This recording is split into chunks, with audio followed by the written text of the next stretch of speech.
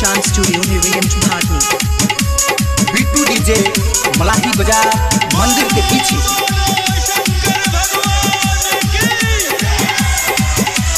500 से ज्यादा वीडियो बन गइल बा, आज ले कोनो ना बाबा वायरल भइल बा। 500 से ज्यादा वीडियो बन गइल बा, आज ले कोनो ना बाबा वायरल भइल बा। कांवर लेके आए हैं भाग जगा दीजिए, टिकट पहिरो ना दीजिए बाबा, वीडियो कोई वायरल करा दीजिए।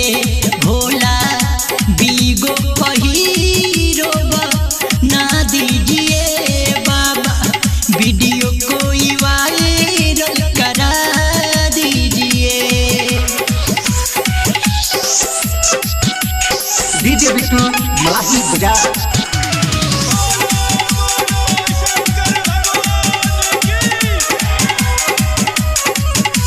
बिट्टू डीजे मलाही बाजार मंदिर के पीछे। पहले न रहे तना दिल में बेचैनी, यूट्यूब पर वीडियो डाली खुश बड़ी रोहानी। ए बाबा पहले न रहे तना दिल में बेचैनी, यूट्यूब पर गाना डाली खुश बड़ी रोहानी। शिवानी के संगे डिलीट करा दीजिए, टिकट पहिरो ना दीजिए बाबा, वीडियो कोई वायरल करा दीजिए।